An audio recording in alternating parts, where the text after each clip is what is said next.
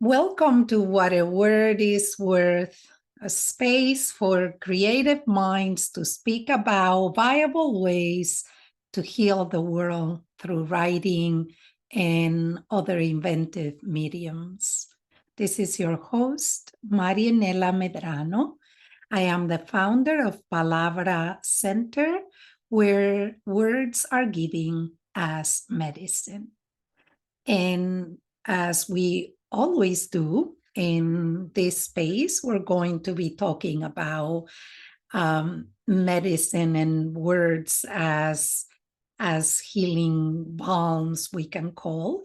And my guest today is Dr. David Kopacz, who has broken the records for this podcast and is now in his third appearance, which is a testimony of how much I respect him and his work.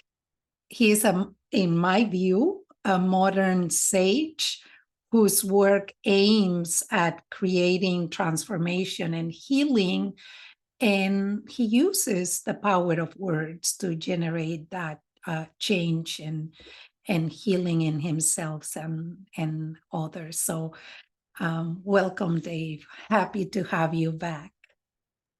Oh, thank you so much, Marinelle. I always enjoy talking with you and feel better afterwards. Yeah. Mm, Yeah, it feels like whenever we end the conversation, I'm like, no, but we have to continue. So here you are. So yes. your latest work, well, there is a bowl full of ideas for inventive minds with Joseph Ryle. And then there is the upcoming Caring for Self and Others, which is a solo book and is as your website introduces it as a self-care manual for caregivers. You have put together there the wisdom both from Western and non-Western frameworks. And you offer alternative to transforming burnout, compassion, fatigue, and soul loss. And you start us with a reflection on the cost of caring, which is the story of the wounded healer. So tell us more about the cost of care. And then later on, we're going to talk Mm, about the wounded healer, but the cost of caring. yeah.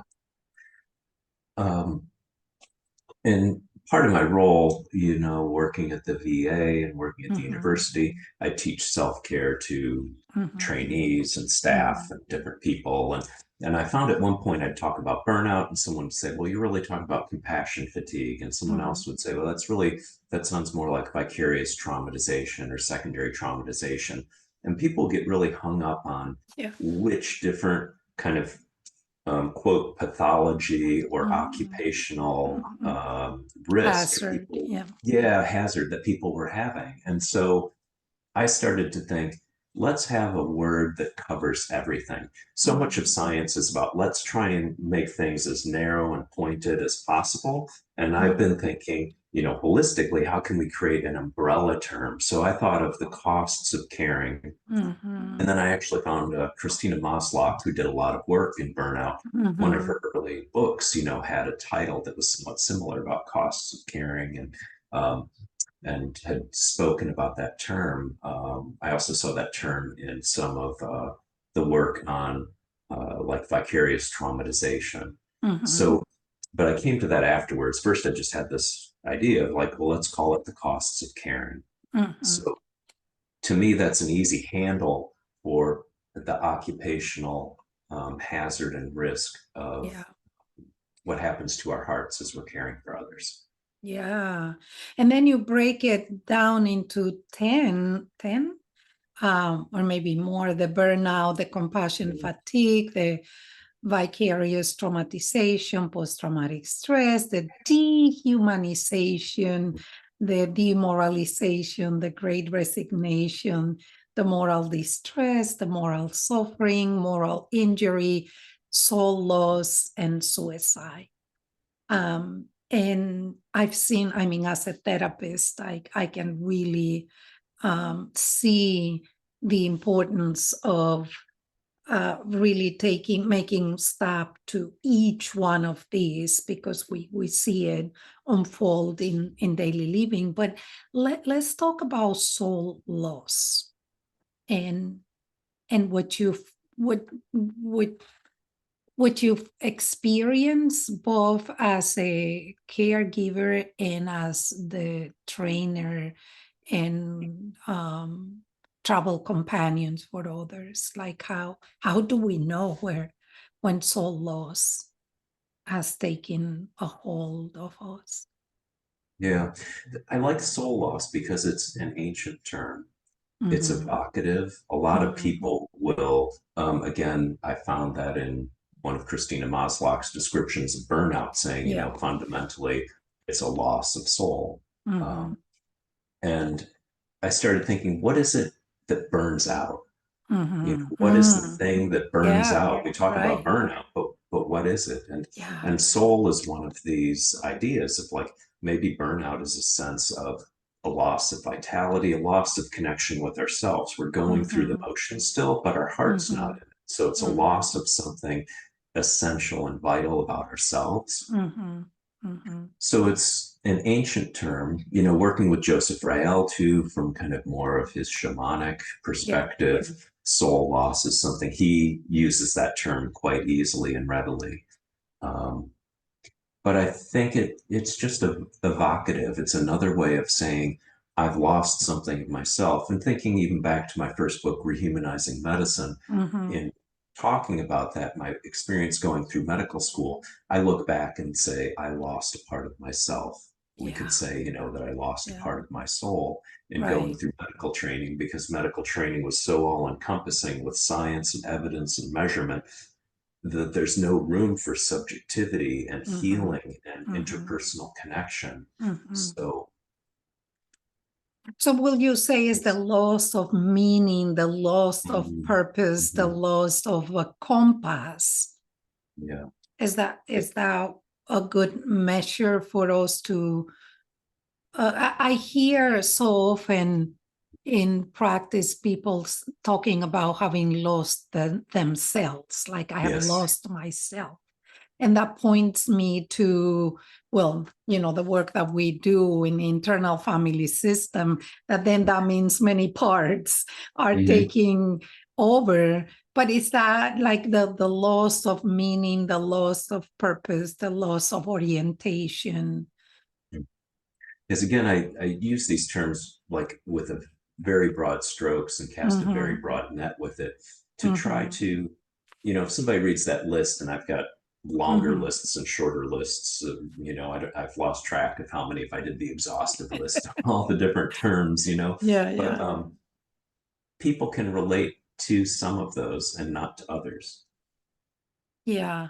And so, because I tried in the beginning, I was like, I need to come up with a definition of what soul is, a definition of Right. what soul loss is. But Yeah. that again is this reductive, It gets quantitative complicated, right? approach. Yeah, Yeah, yeah, yeah, yeah. So yeah. I think of it, it can be religious, it can be Mm-hmm. spiritual, it can Mm-hmm. be humanistic, even just Mm-hmm. a humanistic approach of like losing the essence of humanity. Mm-hmm. Arthur Kleinman, a psychiatrist, has written a book called The Soul of Care Yeah, and a paper called The Soul of Medicine. And yeah. so, he's managed to talk about, to write a whole book about it. Being an Mm-hmm. evidence-based psychiatrist, he also Mm-hmm. happens to be an anthropologist who studied in other cultures. Mm-hmm. But he writes about the soul being the essence of medicine, of kind of the moral humanistic component, and he's not appealing to any particular religion or spirituality when he speaks of the soul of medicine. Mm-hmm. Yeah. And so when, let's say when you're guiding other, be them students or clinicians, what are some indications for you that that centerpiece, um, that animates life, as you said in the book, it's been lost. So an example, I just gave a talk this Mhm, past Monday, like a 3-hour workshop on the VA whole health model and kind of mhm, holistic self-care mhm, to a group of university uh, fellows going through a program integrating primary care and mental health. And one of the attendees burst into tears at one point mhm, when I was talking about, see what point it was. It was something about, is there something of yourself that you've lost in your daily practice of medicine? mhm.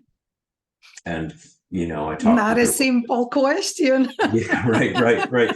So, during the talk and a little bit afterwards, and she said, I've known for a long time, it's kind of like my heart's not in this, it's just I'm going through these motions and and I'm not happy with what I'm doing.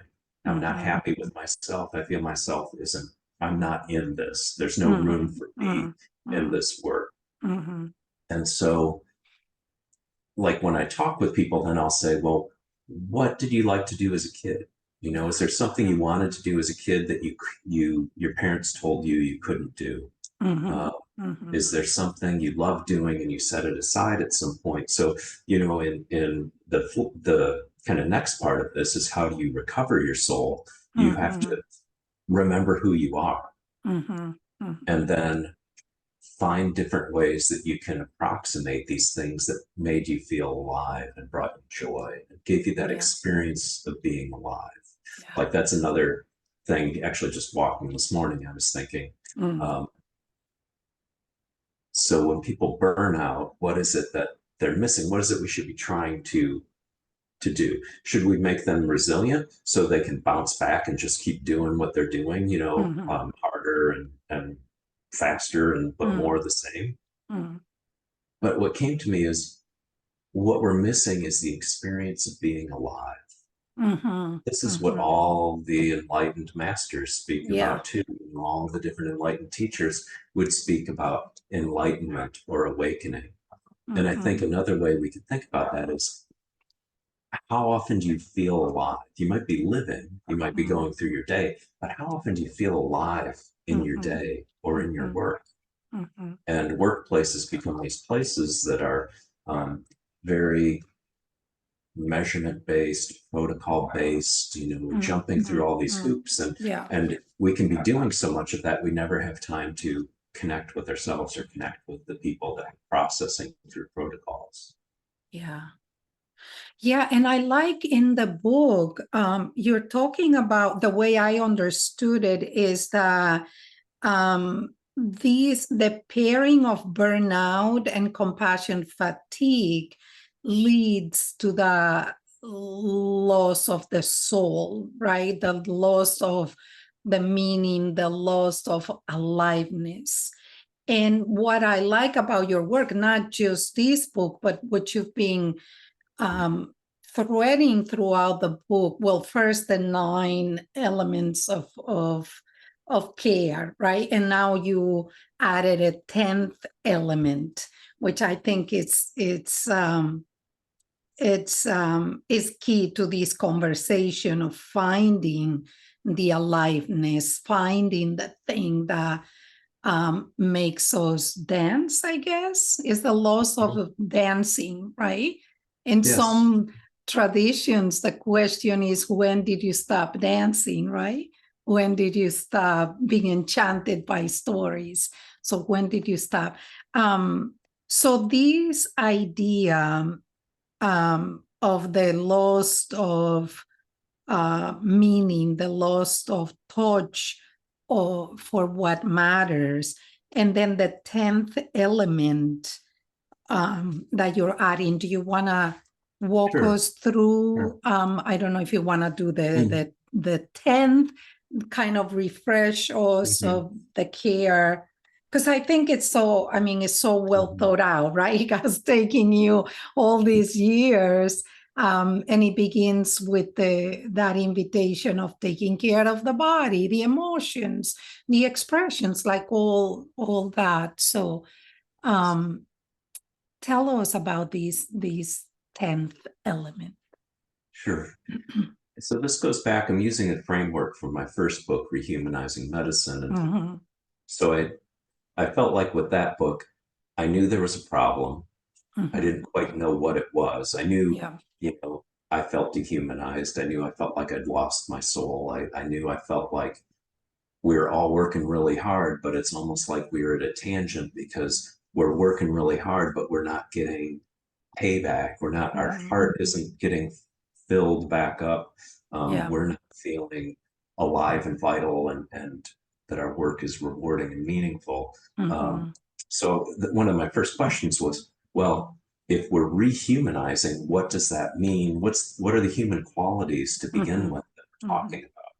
And at that time, I went through a few different models, and one of the ones I settled on was kind of adapting the chakra system of Yes, looking at yes, the correct. body, emotions, mind, heart, Mhm. expression, Mhm. intuition, Mhm. spirituality. And Mhm. so that was 7. And then I was giving a lecture one time, and a medical student said, well, what about context? What about relationships? And I was like, wow, yeah, somehow I missed that. So then I added context, Yeah.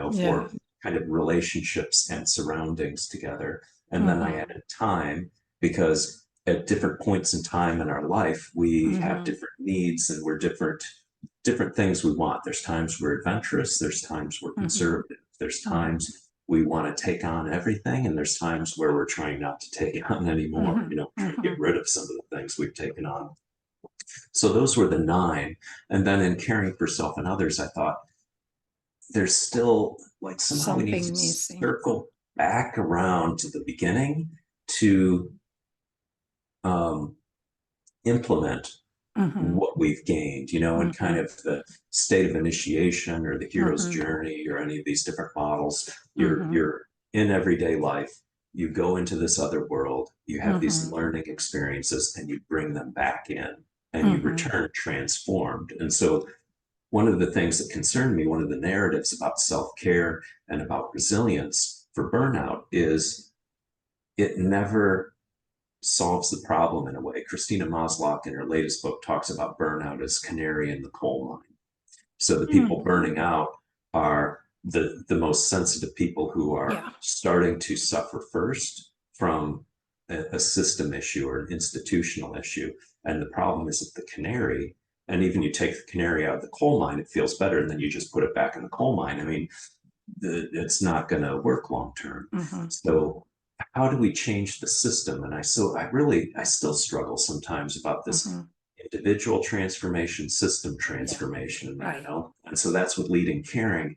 I think about the levels of leadership I talked about in Rehumanizing Medicine, which is Mhm. the first level of leadership is, if you're a multidimensional being, Mhm. there's some element of leading, like the body and the emotions and the mind and the heart, and making sure these are all kind of balanced and leading you in the direction you want to be going. So that's like the first level of just internal self leadership. It could be Mhm. like internal family systems leadership, where you're Mhm. you're leading the parts. The Right. next part of leadership is just the work that we do with people Yeah.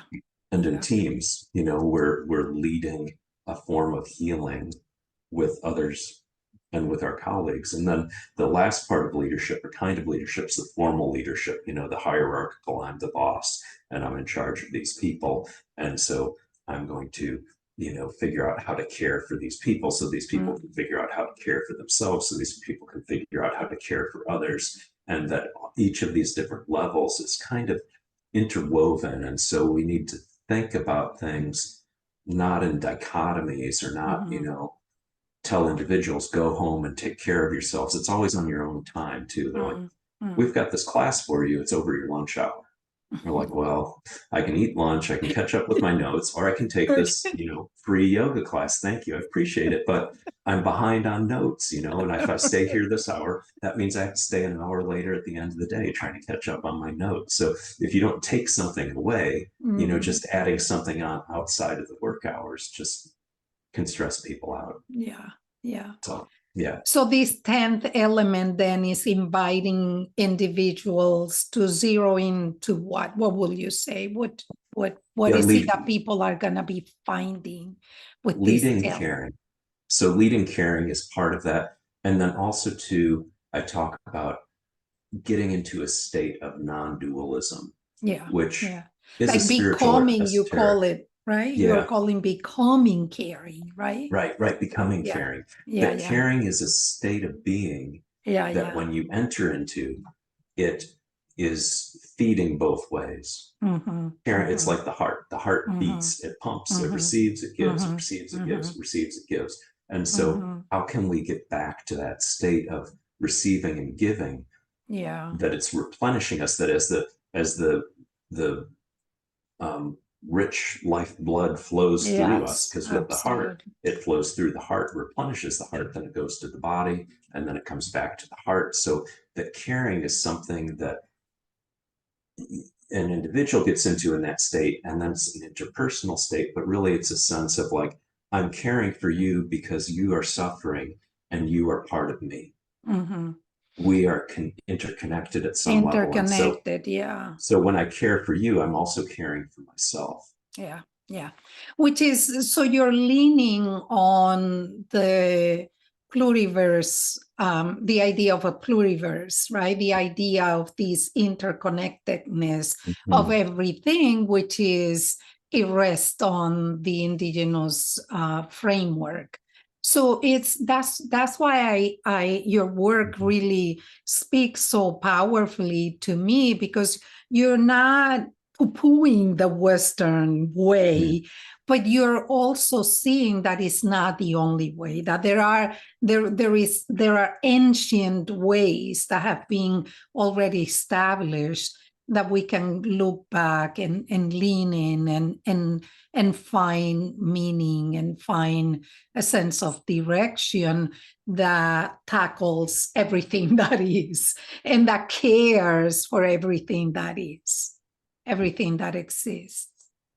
So are we saying then with the proposal here is that the caring of the self is not individualistic, but it does require that we start in the interior to then move into the collective? Is that a way to say what you're Mhm. proposing?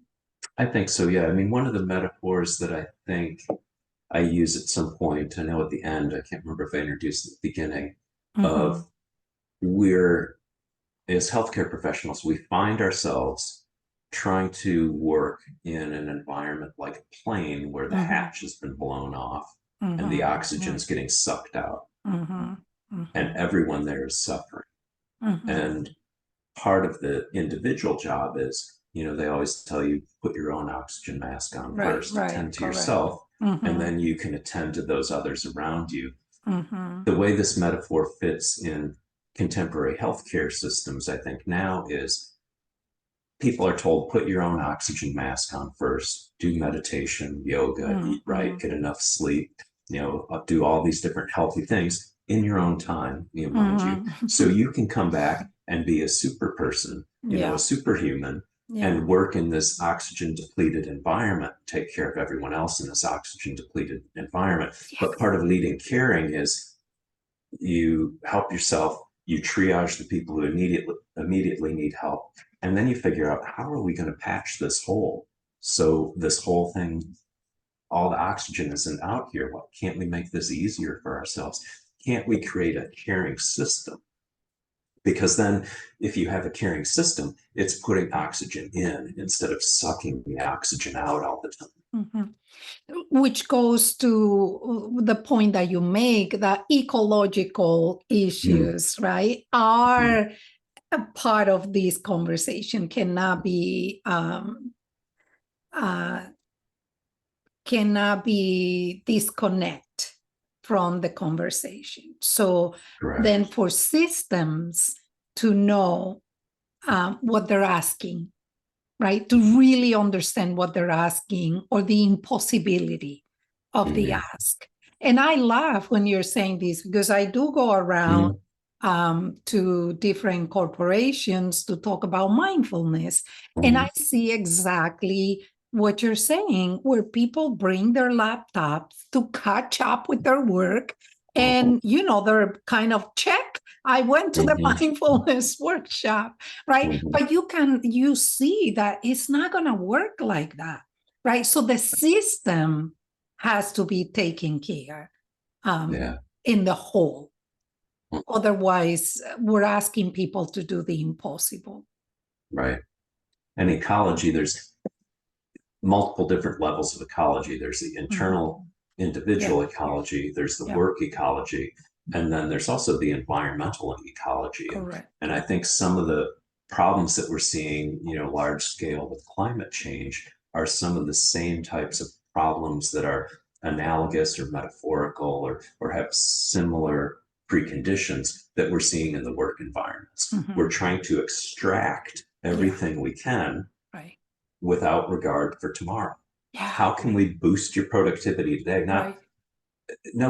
I've never been in a situation where someone says, we want you to be productive for 30 years of a work career. How can we support you so that you're going to have maximal productivity over 30 years, not maximal productivity of just setting this arbitrary bar that we have today that you need to meet today and you need to meet by the end of the year. But, how can we support you? There's a book called The Way We're Working Isn't Working. And I cite it in the first book. I think I cited this book too, by Tony Schwartz. So the way we're working isn't working. And so when he's consulting to these big CEOs and these big Fortune 500 firms, they come and say, how can we get more out of our people? And he says, you're asking the wrong question. You should be saying, how can I nurture, support, and fuel my people so that my people have enough for themselves and want to give to the business, to the organization? Because if you feel cared for, this is basic human logic. Reciprocity. Right. If you feel cared for, you're more likely to want to care back for the organization. Yeah, but if that you don't makes get cared for, you're not gonna respond. So that refers us back to the wounded healer. And you refer to it as the healer with you talk about the healer with 1,000 faces and invoke the bodhisattva. You talk about Avalokitesvara and Guanjin, and the bodhisattva vows of healing or eliminating unnecessary suffering. And that, if we think about what clinicians, and let's go to the mental health care, right? The bodhisattvas there that are, yes, they take the vows of eliminating suffering, but again, the system then is inflicting suffering on them, right? So it's like it's almost like a recipe for madness. Well, it's burnout. It's you're asked to care for people.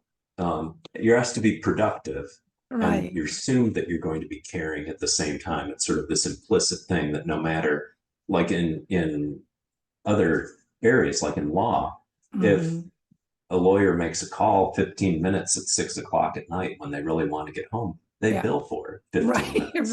Whereas, we can have a call at 15 minutes at 6 o'clock when we've still got I had this last week, like 2 calls I had to do, and I had 5 notes to write, and I just couldn't get it done that day. I ran out of energy. I had to the next day. I didn't have clinic or anything. I had to, write notes and make phone calls because it just didn't fit.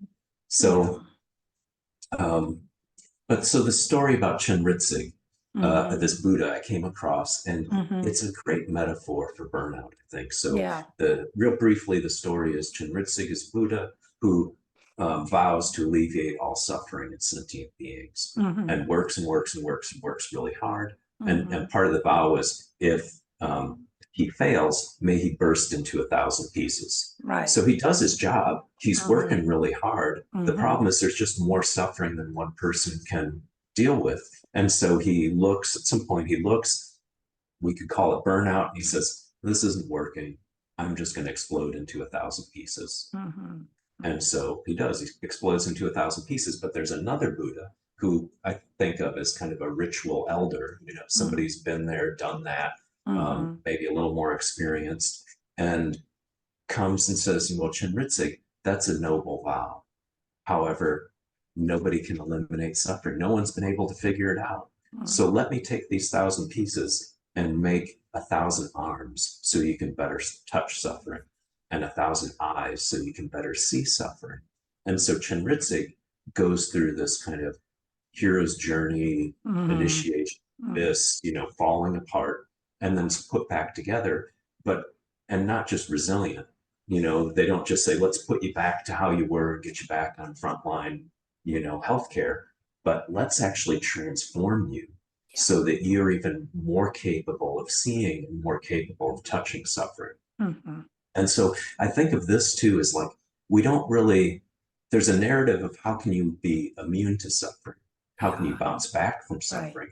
But not how can you actively take on more suffering and grow in wisdom through it. So this kind of narrative or tradition of also being helped, the helper being helped, somebody having the helper's back, which we don't have in contemporary healthcare settings. We're on our computers so much, we don't have time to talk to anybody. We don't.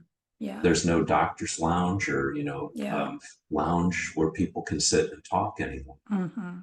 So we have all these bodhisattvas trying to do work in systems that actually have moved away from spiritual orientation and causes and actually away from meaning. So what do we say to them?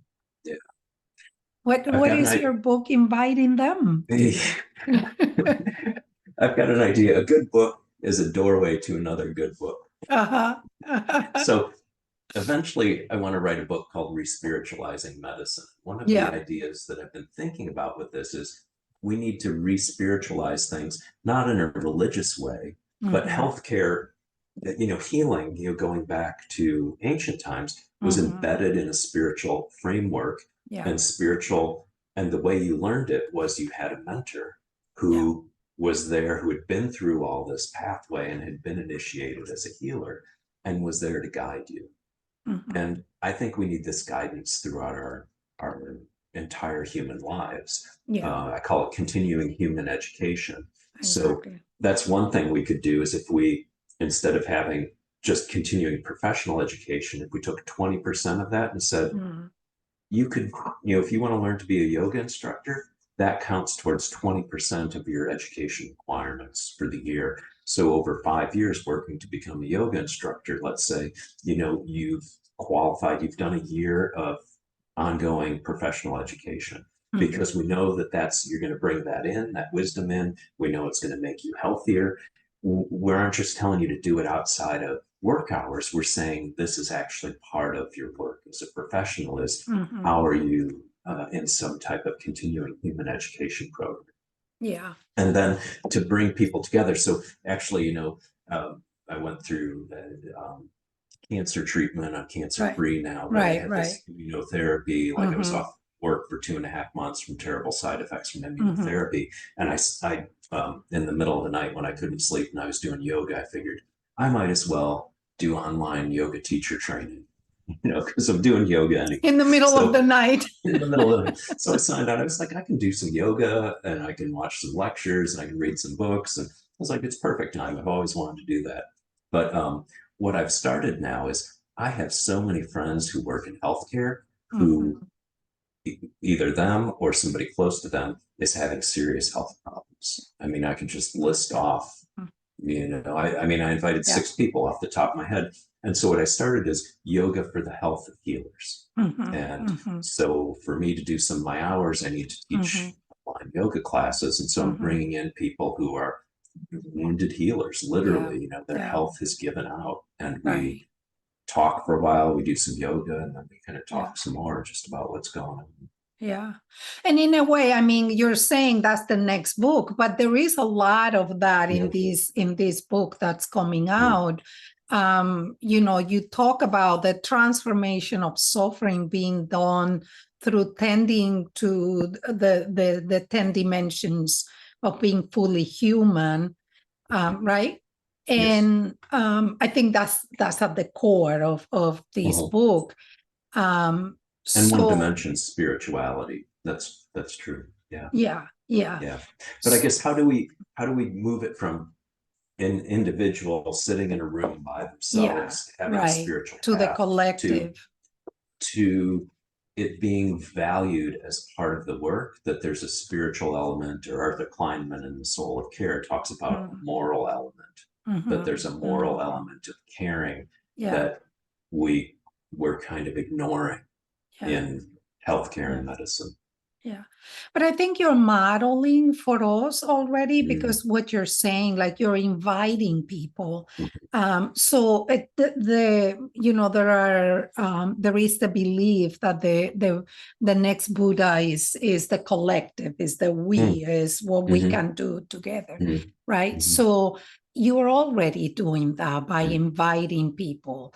So yes, if we cannot, the work has to be done. There is individual mm, cultivation of certain qualities that need to happen. But I've been talking about this in my own work through the indigenous practices that I witnessed as a mm, child of coming together, of not, mm. the obligations were communal obligations, right? So it's no different in mental health, for instance, for us that if Yeah. you're noticing something, then you're doing the wise thing of inviting people to come together and Mm, exploring that, to practice mhm. together, right?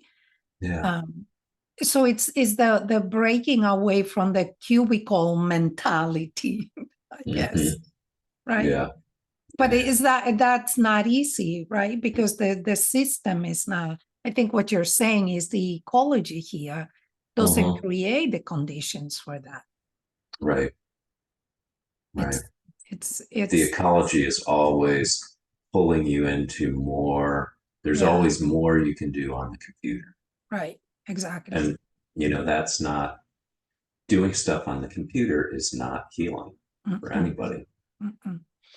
So let's go to what you were saying about your experience with cancer and the system, right? The going through the system that you've been trying to heal, Mhm. then you had to Mhm. go through it as a recipient. What has cancer taught you about living? Mm. I think one of the most important things is do what I love first, Mhm, because that's, when I had that time off, what I set up, I had a spreadsheet of like what I called my yoga for burnout, and I was calling mhm, yoga for cancer, and it was like reading, writing, journaling, painting, mhm, drawing, mhm, mhm. doing walking, getting into nature, and I felt like, oh my gosh, this is almost like an internship or a fellowship in healing. There was a lot of other times where I realized I've got an aberrant productivity mindset that I'm even putting on my healing, where instead of me like living life and experiencing life, I was like, oh, I need to tick the box on creativity this week. I better like sit down and do a couple drawings or something really quick, Mm, or I better do this, that, or the other thing really quick. So I added with that, I thought about the 8 months of yoga. So I had mm, 8 different things that I was doing, that kind of map on a little bit onto caring for self and others. Um, and then I added a ninth, which was doing nothing, mhm, because mhm. I realized at some point, I mean, all these things are just practices Yeah. to have the experience of being fully alive. And the Mhm, problem is with any sort of protocol that mhm, you create, the mhm. protocol then wants to feed itself with numbers and ticking off boxes and Yeah, accomplishments and yeah. productivity, when really it's a tool for being alive. But, Mhm. you know, even myself with doing all this work, I created my own little, productivity To hell do, that yes, yes. I was burning out on self-care. Yeah.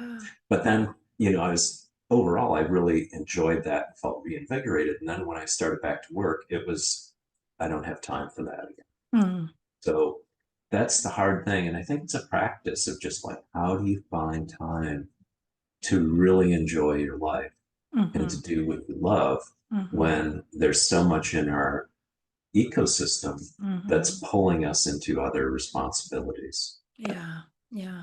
and And duties. Yeah. yeah. So what will you say these vowed or these dance with cancer then taught you the most about living life in, you know, Mm. in Two full different things. alignedness? Yeah. One is I felt like it took me back to medical school again, where I Okay. first lost my soul to Yeah. medicine and Yeah. realized I'd been hoodwinked. I thought that this is going to be about being a healer, and it Mm-hmm. turns out it's about being a technician. Mm-hmm. And I felt a little bit again like where I turned over my power to the medical field, this time Mm-hmm. not as a student, but as a patient. And when Mm-hmm. everything went well, that Mm-hmm. was pretty good, you know. But then when things didn't go well, then they'd try to do more tests and figure it out and explain it. And then when they couldn't explain it, they blamed me, you know. I said, Mm-hmm. well, I think it's a problem with you. It's not that you're having the medicine to cause an iatrogenic problem. There's a problem with you that you're not getting better. Mm-hmm. So I guess it reinforced, this is another level for me that just reinforces the need for us to have the concept of healing that Yeah. is alongside the concept of technicianship Yes. or Yes. technical intervention. So that these Yeah. two really need to be almost like the in breath and the out breath, Mm-hmm. healthcare. Right. So you saw like firsthand, perhaps, I mean, you've been observing this. You and I have spoken about Mhm, these, and your books are a testimony of how much attention you have put mhm. to the dehumanizing aspect of medicine. But it was this put you right there where you were living it firsthand. Yeah, And um, my feet got held to the fire, yes, you know. right, right. Um, Yeah. yeah. And so I guess that's another way of saying it. I Mm-hmm, experienced this going through as a student of, mm-hmm, okay, here's the limitations of this, and mm-hmm, here's where there's not room for me as a human being, and there's no room mm-hmm, for human growth, only mm-hmm. only technician growth. And Yeah, then this time around, I experienced as a patient of like, it yeah. doesn't work for the patient either. It doesn't. So in the end, it doesn't work for the Doesn't, doctor. It doesn't work for the patient. Why are we still doing it? yeah. And also, what I hear you saying is that um, you have done inner work. You have done from the mental, spiritual to the somatic to the taking care of the body. And yet you were shaken by a system that didn't validate that, right? Mhm. So that gives us an insight to what then individuals who haven't had the opportunities that you have had, what they have to go through when they are in the belly of the beast, Mhm. Mhm. right? When an Mhm. illness put them at the mercy of these technicians and these way of seeing the world that is so pragmatic, that doesn't give space for what really can make a difference in Mhm. us, which Yeah. is the spiritual dimension of Yeah. And the human and spiritual depends. You Mhm, can there. I see them as interconnected. Somebody mhm, could say, "Well, I'm not spiritual," but from a human perspective, but both mhm. these could, humanistic or spiritual perspective could both be a yin yang type of thing. But Yeah, there were times where I just wanted to sit down and talk with an oncologist or a right. neurologist You just for an wanted to be hour, seen. right? Just to try and figure out what's going on. I didn't want to get Mhm, referred to a psychotherapist to right. talk about my feelings about it. Yeah. I wanted to talk to an expert to find Mhm, out how are you thinking about this? What's this mhm, puzzle? Here's another piece that doesn't have like these five different things going on. How mhm, can we figure it out? mhm. Um, and everybody, the whole healthcare system's like, we could give you another MRI. Yeah. We can take a look. Maybe there's Right. something going on here. Right. Or we can give you a $40,000 a shot immunotherapy medication. Or, we can do all these different things. The thing is, if it's about money, our healthcare system has no problem spending money, but about time, we're like, oh, everybody's too busy to give you any time. So how, what is, why will we spend more money at the drop of a hat for not even a good reason, but we can't spend time? We can't take that time to care. To get in touch, to Yeah, really get in yeah. touch. So I Yeah. really started thinking this is a perverse way the system's set up because everyone always feels stressed and short on time, and yet um, it's it's generating huge amounts of income and it's spending huge amounts of money, but it's not always. And we see this in healthcare outcomes for the United States compared to other industrialized countries around the world. Yeah. That we're not number one. Yeah. We're like Yeah. number 30 or something in Yeah. healthcare outcomes. For a reason, right? So again, we can say that the medical system is very antiseptic, Mhm, it's very clean, it's very mhm, logical, it's very mhm. organized, but healing happens in the interbeing, in the interconnectivity of things, right? So if you Yeah, try to compartmentalize it, you're gonna leave the person on seeing, right? right. And I suppose it's maybe like an addiction almost that the contemporary healthcare system has is it knows something's not right, Yeah, but the only thing it knows how to do is to count more things and to spend more money. yeah, yeah. And yet counting things and spending money isn't about healing. Right, right, It doesn't right. it doesn't promote healing. So No. I just read Atul Gawande's on being mortal, and he Mm, talks a lot about this of just like how we've set up this system to spend so much money that interferes actually with people winding down and having a death that's inevitable. yeah, Instead, we medicalize and traumatize everybody by right. always trying to do more technology. More to keep going. And Yeah. so again, I think what I hear you saying now and what I thought I was Mm, hearing in your book is that ultimately what we're looking for is at creating a mm, way of touching common humanity at all mhm. times, right? Yeah. Yeah. For ourselves, for our patients, Yeah. and then also different levels of leadership and collegiality within the healthcare system. And I think create we need to create space and we need to create interrelationship, the Mhm, ability for people to reconnect again and to tear mhm. themselves away from their computers and Yeah. their cubicles. I work in um, at the VA, it's a windowless cubicle in primary Mhm, care that's mhm. always too cold, you know? Go figure, right? Right. Right. It's like, do you remember uh, what were those Harlow's monkey studies where the Mhm, little baby monkey mhm. could go to the warm furry Right, monkey or it could right. go to the cage that's got the Yeah, bottle, and it's kind of yeah, like I got the cage and I guess the bottles, the VA, my employer paying me, but yeah, what I really need is that sort of warm, comfortable, yeah. It's a natural. myopia. It's like not seeing, right? Like systems Mm, cannot see these things. yeah. I remember my first job as a therapist. I was Mhm, in a basement. There were no windows. mhm, And my line was like, this is an experiment to mhm, see mhm, if we go crazy or not. Of course, they were not doing that. They were saving money. mhm. Yeah, right, right.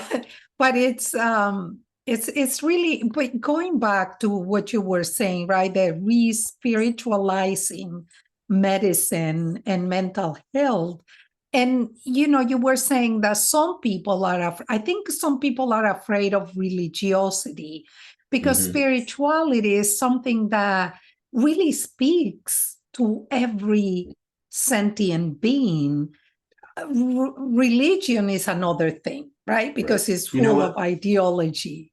Religion was the first thing that dehumanized spirituality. Absolutely. You know, just how all of our systems, our Yeah. institutions kind of Yeah. take the spirit out of things and suck the soul out of things. Right. Religion, when it worked well, it infused spirituality, but when it Right. became a protocol and a technician, a technical type of thing, it kind of divorced itself from spirituality. Absolutely. Beautiful. So we are at the end. Is there a just let's pause here and see, is there a final remark, something you want to leave the audience to chew on? Yeah. Maybe it's what you were saying. I don't know, but let's. Well, with Chenritzig, you know, the story of Chenritzig, two things. One, when he broke into all these pieces, there was someone else who had been there and done that before and was looking out for him, kind of had his back, helped put pieces back together. But even before that happened, early on, Chenritzig looks at suffering and cries two tears. And the tears fall and they turn into two goddesses who say, we are here to support you in this work. You're not alone. And then they get reabsorbed back in to Chenritzig. And it's nice, I think, about the masculine and feminine in that story. It's the masculine kind of Buddha and the feminine tears, and then they get reabsorbed. But the sense that the healing is already in, the caring is already in you. Yeah. The problem is the systems just beat it out of us, and they don't give us a breath. Like if you have a little time off, you start to replenish. And if you can create some space during the day, you can start to replenish. And even if you can work in a caring way, a truly caring way with people, you can be replenished while you're actually working, instead of feeling like the model we have now, which is, you know, your energy goes down, down, down, down, down, then you replenish it down, down, down. But you know, there is a way, I think, that we can actually recharge while we're using our care. Beautiful. By remembering that we are the medicine bag. Yes, yes. Thank you. Thank you so Oh, much, Dave. thank you, Mary. No, that's always beautiful to talk with you. Thank you. Yes. So thank you for listening to What a Word is Worth. If you found our program beneficial, hit the subscribe button and also leave us a review. I am with you in love and compassion always, always, always.